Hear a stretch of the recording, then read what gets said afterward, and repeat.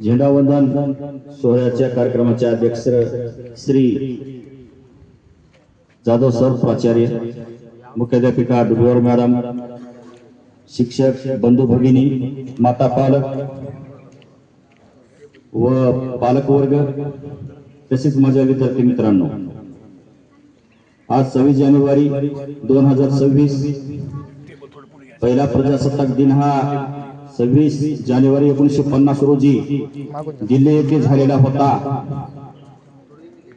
आपल्या भारताचा राज्यकारभार कशाप्रमाणे व्यवस्थित चालावा याचे लिखित नियम म्हणजे संविधान, आणि या संविधानाची अंमलबजावणी खऱ्या अर्थाने आजच्या दिवशी 26 जानेवारी 1950 रोजी अंमलात आली। पण आपले हे संविधान 26 नोव्हेंबर 1949 रोजी स्वीकार करण्यात आले। संविधान सभेच्या मसुदा समितीचे अध्यक्ष डॉक्टर बाबासाहेब आंबेडकर हे होते। त्यांच्या कल्पक नियोजनातून त्यांच्या चांगल्या प्रकारच्या ज्या काही अभ्यास होता त्या अभ्यासाच्या माध्यमातून आपल्याला विकसित भारत करण्याच्या दृष्टीने हे संविधान लाभकारी आहे। स्वातंत्र्याची खरी किंमत कळण्यासाठी आपल्याला या गेलेल्या डिसेंबर महिन्यात किंवा जानेवारी महिन्यातील काही ठळक गोष्टीचा आपल्याला आढावा घ्यावा लागेल। स्वातंत्र्य आणि काय म्हणतात त्याला, स्वातंत्र्य नसेल तर व्यक्ती कसा असू शकतो।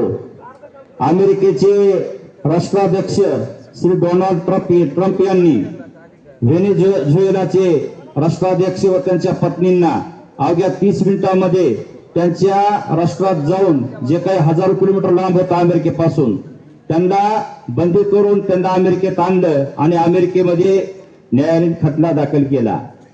त्याच जागी जे काही व्हिएतनाम नावाचं राष्ट्र होतं ते पण अमेरिकेचं शत्रू राष्ट्र होतं, आणि या व्हिएतनामने अमेरिकेला 35 वर्ष लढा दिला। त्यामागे छत्रपती शिवाजी महाराज यांची प्रेरणा होती असं त्यांचे त्या काळचे राष्ट्राध्यक्षांनी सांगितलं आहे। जे काही गोरिला युद्ध होते ते आम्ही शिवाजी महाराजांची प्रेरणा घेऊन आम्ही लढलो। म्हणजे भारत ही महान अशा संतांची, महान अशा समाजसुधारकांची खाण आहे। आणि याच पिढीमध्ये डॉक्टर बाबासाहेब आंबेडकर यांचा जन्म झाला। त्यांनी भारताला हवे असे संविधान अनेक राष्ट्रांचा दौरा करून, अनेक राष्ट्रांच्या संविधानाचा अभ्यास करून भारताला लवचिक आणि परिधड अशी संविधान त्यांनी निर्मिती केली।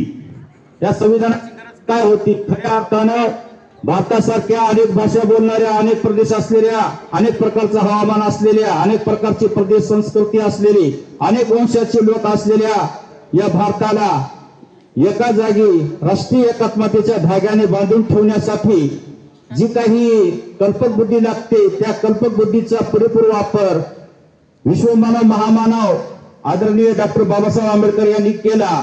आणि त्या संविधानाच्या माध्यमातून आज आपण विकसित भारताचे स्वप्न आपण पाहत आहोत। खऱ्या अर्थाने भारताला जो काही खंडप्राय देश आहे या देशाला न्याय देण्याचं काम आज सुद्धा आपलं संविधान करत आहे। आणि म्हणून 15 ऑगस्ट वेगळा आणि 26 जानेवारी वेगळं असं काही नसून भारताचा जो काही राज्यकारभार चालतो, जो काही गाडा चालतो भारताचा, त्याच्यासाठी संविधान असणं आवश्यक आहे।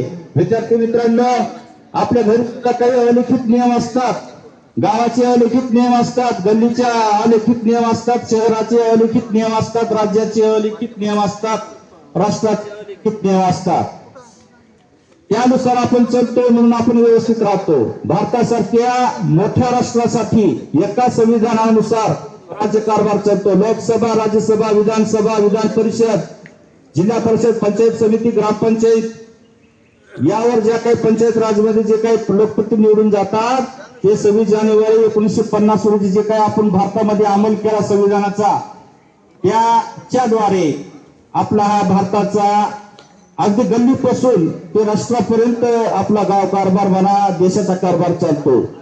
आणि म्हणून हे संविधान चांगलं राहावं, काळाच्या कसोटीवर खरं उतरावं म्हणून आपण दरवर्षी रिपब्लिक डे म्हणजेच